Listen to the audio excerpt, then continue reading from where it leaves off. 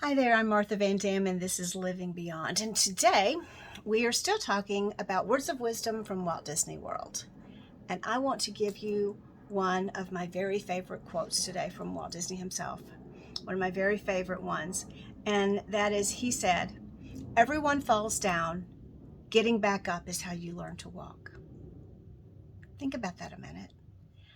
Everyone falls down. Sometimes we, either in our personal lives or in our business lives, can have a little bit of fear of what we think of as falling down. I don't want to be that guy. I don't want anybody to see me fall down. I don't want to mess things up. Oh, what if it doesn't work? Oh, this could be embarrassing. So we all sometimes have some of those words going through our mind. Your words may be a little different from the ones that I hear, but we all have something that sometimes says that little thing to us.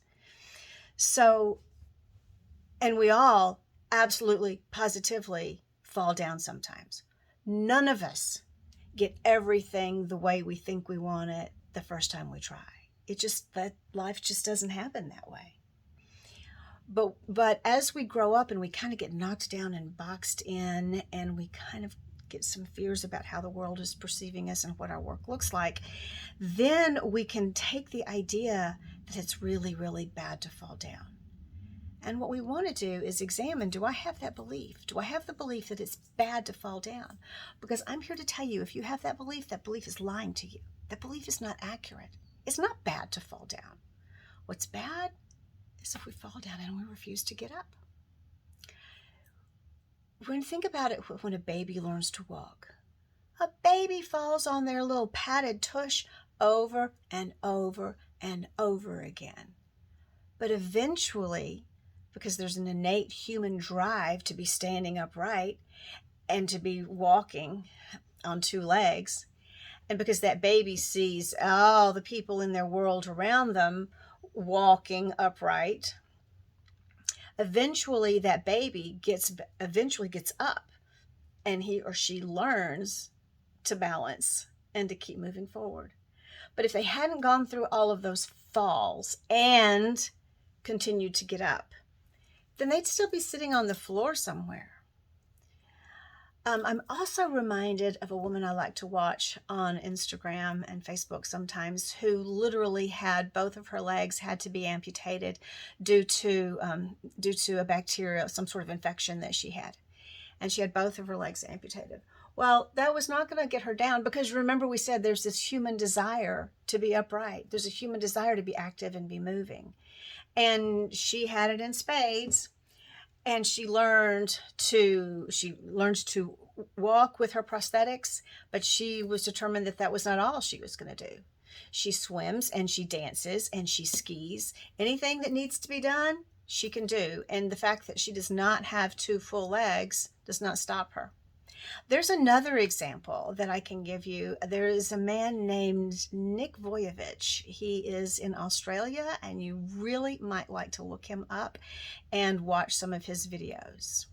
He was born without arms or legs. He literally is a trunk and one small little appendage-like thing that's kind of not, and it's like what a foot would be, but it's not a real foot, and it's attached to the bottom of where one hip would be. He calls it his little chicken leg, or chicken, because he can pat it.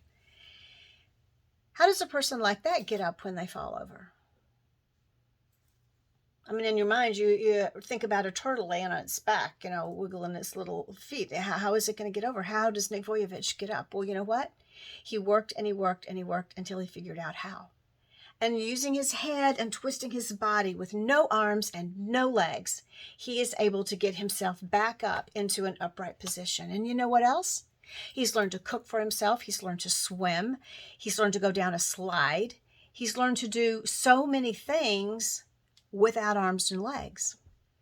So the point comes back to, everyone falls down. Getting back up is how you learn to walk. Let's apply it to us, because at this moment in time, you nor I might actually be learning how to walk. Everyone blows it in business.